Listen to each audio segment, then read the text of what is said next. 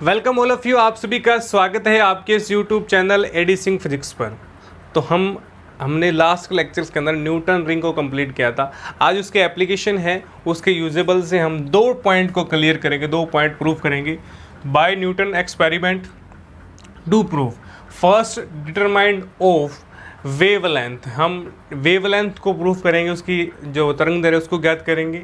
फिर हम करेंगे डिटरमाइंड ऑफ रिफ्लेक्सिव, जो reflective index and transport liquid, यानी पारदर्शी द्रव का अपवर्तनांक हम क्या करने वाले हैं, कैलकुलेट करने वाले हैं। तो बहुत 2 मोस्ट जो हैं डायरेक्ट पूछे जाएंगे या 3 मार्क्स में पूछा जाएगा कि न्यूटन वल्ले एक्सपेरिमेंट यानी न्यूटन रिंग का प्रयोग कर इन 2 बातों को क्या करें, आप ज्ञात करें या 2 बातों को प्रूफ करें। ओके, तो आप इस लेक्चर को पूरा देखिएगा और इस चैनल को आपने अभी तक सब्सक्राइब नहीं किया है तो प्लीज़ सब्सक्राइब जरूर कर लें ताकि आपको डेली नोटिफिकेशन मिलते रहे। तो देखिए प्लीज़, अब हमने न्यूटन रिंग को एक्सपेरिमेंट जो था हमने पढ़ा था। फर्स्ट हम इसकी बात करेंगे, प्रकाश की वेवलेंथ को कैलकुलेट करना। अब न्यूटन रिंग की बात करें अपन, न्यूटन रिंग, अब उसके अंदर क्या क्या था, क्या क्या सिस्टम था, दोबारा से देखिए प्लीज़ आप। अब ये मेरे पास समतल लेंस होता है, ये मेरे पास इस तरीके से क्या था, एक वर्ताकार वर्टिकल जो शेप हमारे पास जिसे हम कहते हैं वक्रीय लेंस था। ओके, अब देखिए अगर इसको मैं ऊपर की ओर बढ़ा दूं, ये क्या बनेगा, मेरा एक गोलाकार शेप बनेगी। और एक सेकंड फिगर जो इस तरीके से बनाया था मैंने, इस तरीके से, अब सेकंड फिगर जो इस तरीके से बनाया था और यहाँ लिखा था कि छोटी के लिए dn और यहाँ बड़ी रेडियस के लिए क्या था, dn+p। ओके, तो आपको याद हो तो इस तरीके का यहाँ रेड कलर से था, डार्क किया हुआ था। अब यहाँ इंपॉर्टेंट बात समझना है, ये L था, ये P था। अब ये क्या है, L और P के क्या है, L और P के बीच में क्या था, लैम्डा जो थी हमारी, जो डिस्टेंस थी किसके बीच में, परावर्तित और अपवर्तित किरणों के बीच में। अब मेन बात सुनिए, अब इन दोनों के बीच में हमने क्या करना था, वहाँ पर एक्सपेरिमेंट के अंदर हमने परावर्तित किरण ली थी और पारगमित, 2 बातें वहाँ कंप्लीट की थी। उसके बाद हमने डार्क और किसके, ब्राइट फ्रिंजों के बारे में पढ़ा था। और देन फिर हमने कैलकुलेट किया था व्यास, क्या किया था, डायमीटर कैलकुलेट किया था। क्या किया था, डायमीटर कैलकुलेट किया था, व्यास को कैलकुलेट किया था। अब देखिए, अब यहाँ पर हम 2 फ्रिंजें लेंगे। देखो 2 फ्रिंजें लेंगे, चाहे आप अदीप्त लो चाहे आप प्रदीप्त लो। अदीप्त का मतलब चाहे आप डार्क लो चाहे आप क्या लो, ब्राइट लो। हम यहाँ पर 2 फ्रिंजें लेंगे, क्या लेंगे, 2 फ्रिंजें लेंगे। ओके, चाहे आप क्या लो, डार्क ले लो चाहे आप क्या ले लो, ब्राइट ले लो। चाहे आप डार्क ले लो चाहे आप प्रदीप्त ले लो चाहे आप अदीप्त ले लो। दोनों का देखिए, एक को मानेंगे n, दूसरे को n+p, यानी कहने का मतलब एक का नाम n और दूसरा मान लेते हैं n+1, या अपन ये कहते हैं 1 नहीं कहना तो n+p। 2 फ्रिंजें लेंगे, दोनों फ्रिंजों का डायमीटर निकालेंगे। डायमीटर हमारे पास पता है दोनों फ्रिंजों के बारे में, और डायमीटर की सहायता से हम लैम्डा को कैलकुलेट कर लेंगे। ओके, तो ये तो है फर्स्ट पार्ट की बात, हम उसकी कैलकुलेशन करने वाले। सेकंड देखें, अब पारदर्शी द्रव के अंदर हमने क्या कैलकुलेट करेंगे, क्या कैलकुलेट करना है यहाँ पर, अपवर्तनांक। अपवर्तनांक क्या होता है, जिसका सिंबल होता है म्यू, यानी हमें म्यू कैलकुलेट करना है किसके बारे में, न्यूटन रिंग के बारे में। अब देखिए डायमीटर का जो फॉर्मूला आएगा उसी से ही हम क्या कैलकुलेशन करेंगे, उसी से ही हम क्या निकालेंगे, अपवर्तनांक। क्यों, कैसे निकालेंगे, देखिए हम निकालेंगे, मान लेता हूँ यहाँ वैक्यूम है और यहाँ पर हमारे पास देखिए सरल और सघन माध्यम। देखिए 2 माध्यम होंगे, पहला माध्यम जिसमें क्या हुई, परावर्तित हुई, और दूसरा माध्यम क्या हुई, पारगमित हुई। तो दोनों माध्यम के अपवर्तनांक की बात करेंगे, उनके बारे में हमारे पास जो सुटेबल रीजन बनेगा हम उनका कैलकुलेशन कर क्या निकालेंगे, अपवर्तन निकालेंगे। तो दोनों की कहानी आपको पता लगी होगी। हमने क्या करना है, हमने कुछ नहीं करना, सिर्फ हमने डायमीटर को कैलकुलेट करना है n और n+1 फ्रिंज के लिए। आप फ्रिंजेस कोई भी ले सकते हैं, और इन दोनों फ्रिंजों के बीच में हमने लैम्डा कैलकुलेट करना है और कोई भी नई वर्किंग नहीं करनी, बस जस्ट सिंपल। और आपको ये डायग्राम्स हैं, देखिए हम छोटी डायमीटर ले, बड़ी डायमीटर, यानी छोटी डायमीटर और एक बड़ी डायमीटर, n+p बड़ी डायमीटर होगी और dn होगी छोटी डायमीटर। दोनों डायमीटरों का हम क्या निकालेंगे, डिफरेंस निकालते ही मेरे पास इस तरीके का सर्कमस जो प्राप्त हो जाएगा, और इसी को ही हम क्या कहेंगे, दो अदीप्त और दो पैदीप्त। ओके, तो दो डार्क ले लो चाहे दो ब्राइट ले लो, दोनों के बीच में आपने डिफरेंस निकाल देना है। जैसे ही आप डिफरेंस निकालोगे आपके पास लैम्डा की वैल्यू आ जाएगी, और जैसे आप डिफरेंस निकालोगे आपके पास क्या आ जाएगी, म्यू की वैल्यू आ जाएगी। तो सबसे पहले हम कैलकुलेट करेंगे लैम्डा की वैल्यू। ओके, तो बड़ा ही सिंपल है, आपने घबराना नहीं है कि हमने सारा का सारा प्रोसेस दोबारा करना है। सिर्फ हमें याद होना चाहिए कि डायमीटर्स क्या है। अगर नहीं याद तो आप उनकी वैल्यूज़ को आप क्या कर सकते हैं, याद कर सकते हैं। ओके, तो सबसे पहला पार्ट देखिए आप। अब हमने n, मैं ले रहा हूँ प्रदीप्त फ्रिंज। कौन सी ले रहा हूँ, प्रदीप्त फ्रिंज। यानी कौन सी प्रदीप्त फ्रिंज का मतलब क्या हुआ, ब्राइट फ्रिंज। क्या हुआ, ब्राइट फ्रिंज। तो ब्राइट फ्रिंज के लिए ले रहा हूँ n और n प्लस p के लिए क्या ले रहा हूँ, व्यास ले रहा हूँ, डायमीटर्स ले रहा हूँ। क्या ले रहा हूँ, डायमीटर। और डायमीटर को किस तरीके से रिप्रेजेंट करते हैं, n से। यानी nवीं फ्रिंज के लिए n और n प्लस p के लिए n प्लस p। ओके, बड़ा ही सिंपल है। n के लिए n और n प्लस p के लिए, यानी n प्लस p के लिए डायमीटर्स क्या होगा, n प्लस p हमारे पास डायमीटर्स होगा। ओके, अब देखिए सबसे इंपॉर्टेंट फॉर्मूला, dn स्क्वायर क्या था, किसके लिए, ब्राइट फ्रिंज के लिए। तो आपको याद होगा dn फ्रिंज क्या था, 2n प्लस 1, 2n प्लस 1 क्या आता था हमारे पास, lambda r upon mu. Okay, तो ये मेरे पास आता था, और ये किसकी वैल्यू अगर आप भूल जाओ, ये वैल्यू हमारे पास स्मॉल आर एन की। ओके, डायमीटर क्या होता है, डायमीटर होता है हमारा डबल, तो हमने इसको डबल किया है। ओके, तो आप अगर भूल जाओ तो ये आर एन है, और आर एन ये क्या होगा, डी एन। किसके लिए कर रहे हैं, ब्राइट फ्रिंज के लिए। मैंने ब्राइट लिए हैं, आप डार्क भी ले सकते हैं। ओके, डार्क से भी कैलकुलेट कर सकते हैं। तो ये एन के लिए हुआ। अब ये एन के लिए फॉर्मूला है, हम इसको समीकरण नंबर 1 कह देते हैं। और यदि हम n प्लस पी के लिए, यानी D square n plus P के लिए कैलकुलेट करें तो 2 जहाँ n है वहाँ n प्लस पी लिख दो। ओके, और यहाँ पर क्या होगा, लैम्डा r अपॉन म्यू आ जाएगा। ओके, इसको थोड़ा सा सोल्व करके अपन लिखेंगे, 2n 2p plus 1 lambda r upon mu, lambda r upon mu आ जाएगा। ओके, तो एज इट इज़ हमने इस समीकरण नंबर 2 बना देनी है। क्या बना देनी है, समीकरण नंबर 2। अब देखिए, अब हमने क्या करना है, दोनों फ्रिंजों के बीच में डिफरेंस कैलकुलेट कर लेंगे। मान लेता हूँ दोनों फ्रिंजों के बीच में डिफरेंस कैलकुलेट कैसे करेंगे, यानी डी एन स्क्वायर माइनस का डी एन प्लस पी। दोनों फ्रिंजों के बीच में आपने क्या करना है, डिफरेंस कैलकुलेट कर देना है। अब देखें, अब यहाँ पर मैं 2 वर्ड लिख रहा हूँ, D N square plus P minus का D N square plus P. अब इसका रीजन बताता हूँ आपको। अब मैंने यहाँ 2 स्टेप लिखे हैं। आप डिफरेंस कैसे करेंगे, आपको याद रखने का तरीका क्या है, इसका सूटेबल रीजन क्या है, आप इसको बड़े ही ध्यान से देखिएगा। मैं 3 ही रिंग बनाऊंगा, ज़्यादा नहीं बनाऊंगा। यह है डी एन प्लस पी और यह है मेरे पास डी एन।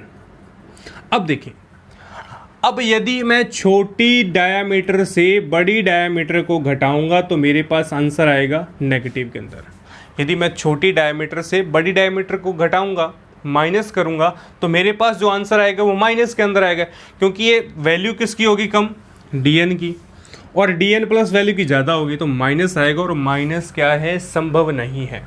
ओके, मैंने यहाँ पर वर्ड बोला कि इन दोनों का डिफरेंस निकालेंगे। डिफरेंस 2 तरीके से निकाल सकते हैं। आपके माइंड में 2 बातें चल रही होंगी, या तो मैं डी एन का डी एन प्लस से कर दूँ, या D N plus P minus का डी एन स्क्वायर से कर दूँ। 2 बातें चल रही होंगी।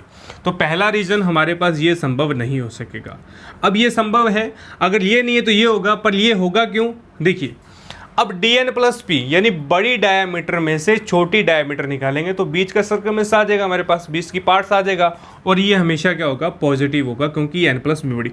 अब देखिए, बड़ी लाठी में से अगर मैं 2 पार्ट कर दूं इसके, ओके, तो 2 पार्ट्स कर दूं, और इसको देखिए, ये बड़ा पार्ट्स, ये छोटा पार्ट, ये बड़ा पार्ट्स, ये छोटा पार्ट, इनको जोड़ेंगे।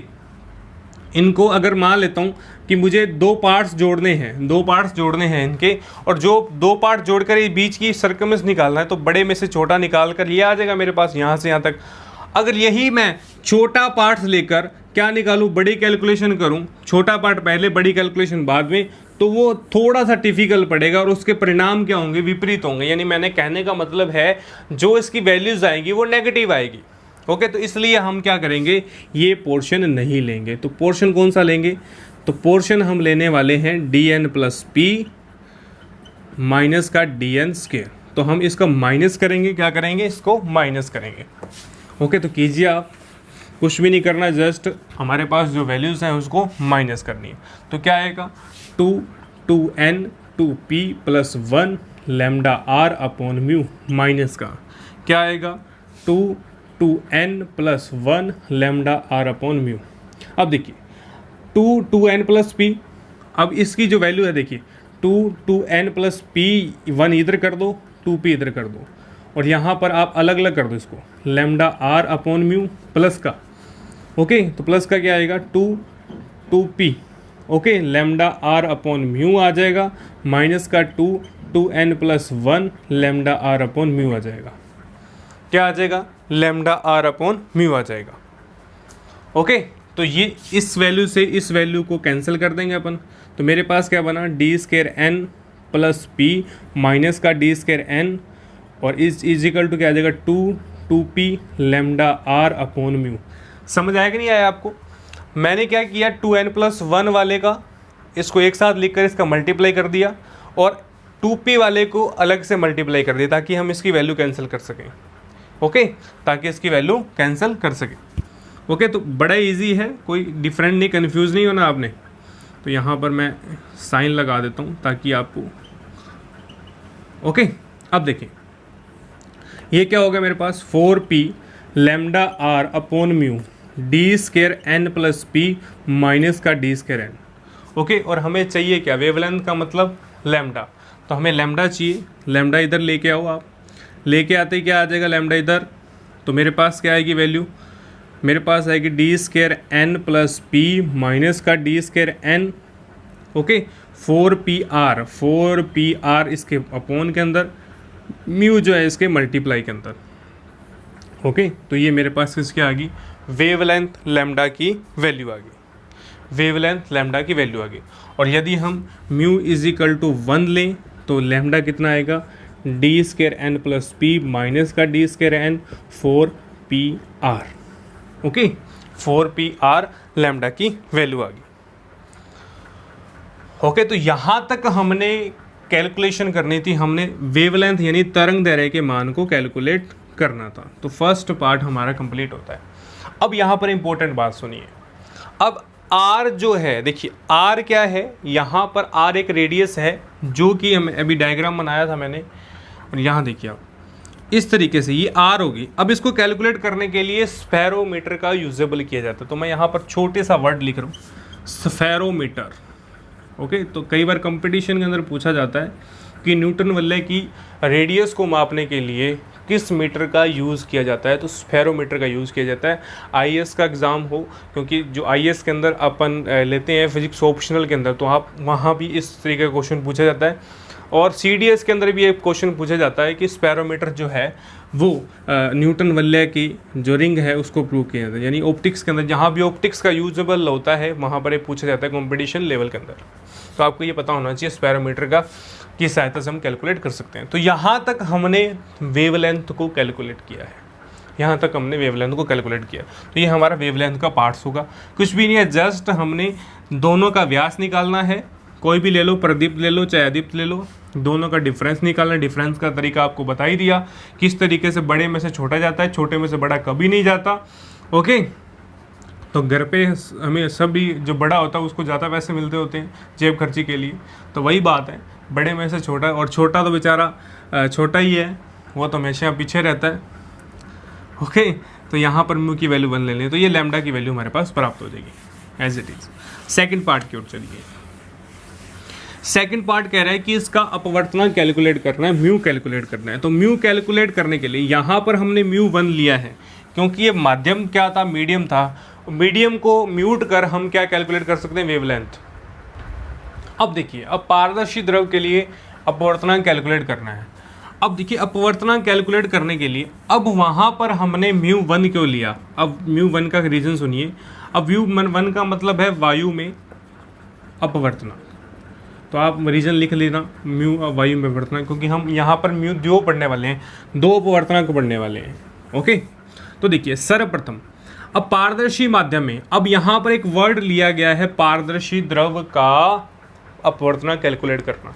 अगर हमें ये कहता कि प्रकाश का जो न्यूटन वलय का डायरेक्ट अपवर्तनांक कैलकुलेट करना है, तो हम म्यू का फॉर्मूला कैसे लगाते, D square N plus P D square N, और यहाँ पर देखिए मेरे पास आया था लैम्डा म्यू आर, और यहाँ पर क्या था मेरे पास, यहाँ पर क्या था लैम्डा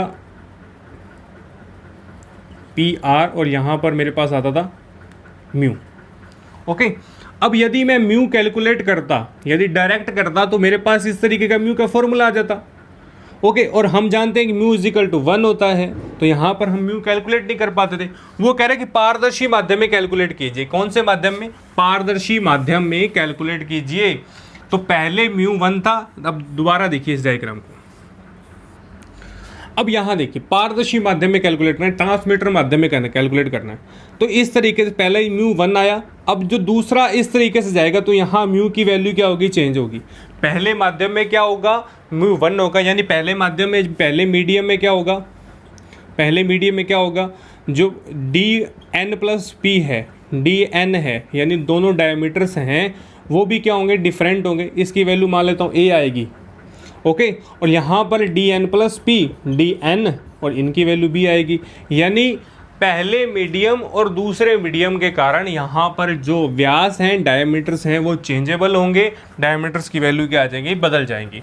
तो सबसे सिंपल तरीका आपने लैंग्वेज में क्या लिखना है, सर्वप्रथम फर्स्ट ऑफ ऑल एल समतोतल लेंस, पी हमारे पास उभयोतल है, और यहाँ पर हमने म्यू इज इक्वल टू 1 यानी वायु में क्या करना है, वायु में अपवर्तनांक लेना है। और यहाँ पर व्यास कितना होगा, एन व एन प्लस पी, प्रदीप्त फ्रिंज, प्रदीप्त फ्रिंज चलने दो आप, ब्राइट फ्रिंज चलने दो। ओके, क्योंकि हमने कैलकुलेशन कर रखी है ब्राइट फ्रिंज के लिए पहले इस पॉइंट के अंदर, तो प्रदीप्त फ्रिंज चलने दो आप। तो यहाँ पर D square N plus P minus का डी स्क्वायर एन, क्या आ जाएगा मेरे पास, फॉर्मूला आएगा यहाँ पर कैलकुलेशन बेस लिखना लैम्डा पी आर। ओके, तो यहाँ पर मेरे पास फॉर्मूला इस तरीके से आया था 4 पी आर। ओके, तो ये आया था लैम्डा, और यहाँ पर म्यू की कितना होता था, 1 होता था, समीकरण नंबर ए। म्यू कितना होता था, समीकरण number A lambda P R. Okay, और यहाँ से ये आया। यदि मैं इसकी कैलकुलेशन इस तरीके से कर दूँ, मतलब लिखने का तरीका देखिए आप, lambda 4 lambda P are, 4 lambda P are, तो ये समीकरण नंबर ए बना दो आप। ओके, तो ये समीकरण नंबर ए आ गया। कहाँ से आया, हमने क्या किया, डायमीटर की जो वैल्यू है, डिफरेंस निकाला डायमीटर का। अब ये हुआ फर्स्ट पार्ट, जहाँ पर क्या हुआ, डायरेक्टली जब मैं ये फर्स्ट पार्ट कह रहा हूँ सर्वप्रथम, अब पानी की कुछ बूंदें आएंगी। अब यहाँ पर क्या करना है, सेम पैटर्न, सेम समयोतल लेंस, और यहाँ पर पी उभयोतल लेंस, पानी की कुछ बूंदें, यानी म्यू है पानी की कुछ बूंदें, क्या करने पर, हमें इस पर डालने पर, पानी की कुछ बूंदें डालेंगे तभी ट्रांसमीटर होगा, तभी माध्यम चेंज होगा। तो यहाँ पर म्यू जो है वो हमें नहीं पता है, म्यू की वैल्यू हमें नहीं पता है। तो यहाँ पर म्यू नहीं पता है, परंतु हम डायमीटर कैलकुलेट कर सकते हैं, व्यास कैलकुलेट कर सकते हैं। तो यहाँ पर व्यास कितना होगा, एन व एन प्लस पी, प्रदीप्त फ्रिंजों के लिए क्या होगा डायमीटर, यानी हम यहाँ डी लिखते थे, यहाँ डी डैश लिखेंगे क्योंकि यहाँ पर चेंजेबल होगा। तो क्या होगा, डी डैश एन व D dash N plus P होगा। ओके, यदि डिफरेंस निकालें, एन प्लस पी माइनस का डी डैश एन क्या आएगा, लैम्डा पी आर और अपॉन म्यू आ जाएगा। Okay, 4 lambda P R upon mu आ जाएगा। ओके, क्लियर है सबको, 4 लैम्डा पी अपॉन म्यू आएगा। क्यों आएगा, क्योंकि हमारे पास फॉर्मूला आया था, डिफरेंस निकाला था हमने अभी, डिफरेंस निकालते से हमारे पास ये फॉर्मूला है, समीकरण नंबर बी आ गया। अब कुछ नहीं करना, पहला मीडियम दूसरा मीडियम, पहले मीडियम में क्या था, म्यू 1 क्यों था, क्योंकि वह वैक्यूम में था, वायु में था। Okay, in air. और सेकंड क्या है, हमें पता नहीं है कौन से मीडियम के अंदर हमें म्यू कैलकुलेट करना है, क्योंकि हमें पारदर्शी द्रव का, देखो द्रव की बात की है तो यहाँ द्रव की बात की है, क्योंकि यहाँ द्रव लिखा गया है, यानी पारदर्शी द्रव कह रहा है, तो हमने यहाँ पर कौन सी बूंद ली है, पानी। यदि आप कोई भी यहाँ पर नाम लेता, यानी हम ये कह दें कि यहाँ कांच का अपवर्तनांक ज्ञात कीजिए, तो कांच का यहाँ पर म्यू लेते हैं हम, ओके तो यहाँ पर हमने म्यू लेना है, म्यू की वैल्यू हमें नहीं पता क्योंकि हमें कैलकुलेट करनी म्यू। तो यहाँ पर देखिए समीकरण ए व बी है, समीकरण ए व बी के लिए हम क्या करेंगे, समीकरण ए का डिवाइड, समीकरण ए डिवाइड बाय बी, समीकरण क्या करेंगे ए में बी का भाग देंगे। तो भाग दीजिए आप, क्या आएगा D square N plus P minus का डी स्क्वायर एन।